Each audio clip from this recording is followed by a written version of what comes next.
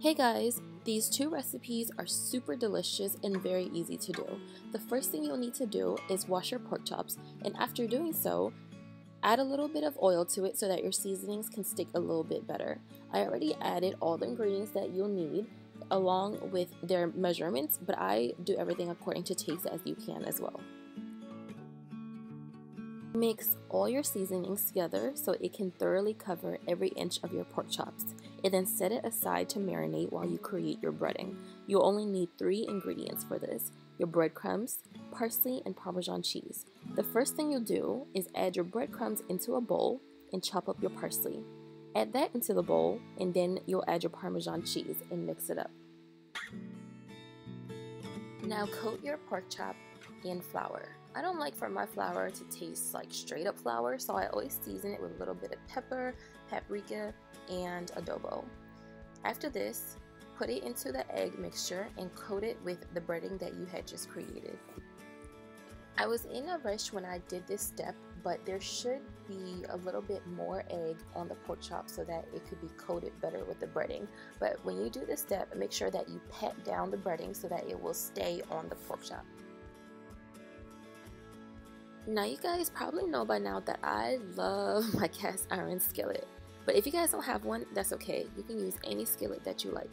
Set it to medium-high heat, melt some butter into it, and then add your pork chop. Sear it on both sides for 2 to 3 minutes each. Make sure you don't sear it for any longer than this because you're going to further bake it in your oven.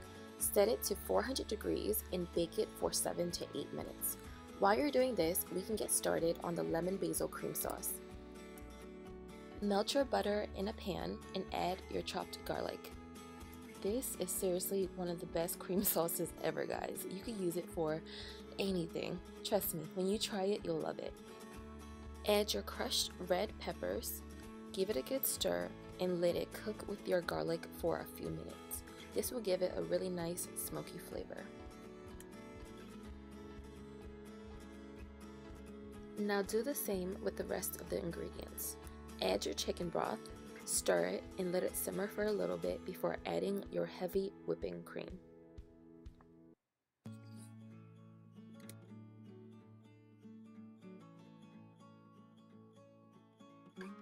Now add your Parmesan cheese. You can add as much as you'd like, and I love cheese, so I kept adding more as I was stirring. Now on to the best part, seasoning your sauce. Add your basil, your lemon zest, a little bit of salt and pepper, and mix it all up. And that's it, you're done. This sauce is so good, guys. So good. And yeah, your pork chop should be done by now, so all you have to do is let your sauce simmer and add it to your pork chop. And that's it for the first recipe, guys. Now stay tuned for the second one.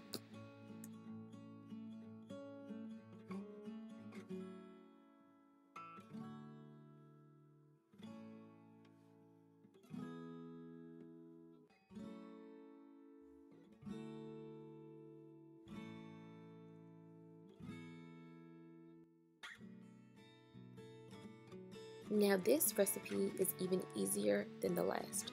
All you have to do is marinate your pork chop the same way that I showed you guys how to earlier, and then you bake it in your oven for about 15 to 20 minutes. While that bakes, you can get started on your sauce. Melt some butter and oil in a skillet and add your sliced apples into the skillet, and then add your whiskey. Let it simmer for a little bit until the apples are browned, and then add in your chicken broth. Add your parsley,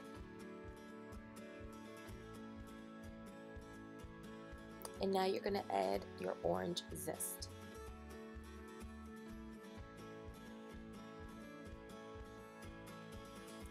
Add some honey, and the last thing you'll do is season it with some salt and pepper. Let it simmer, and that's it, you're done.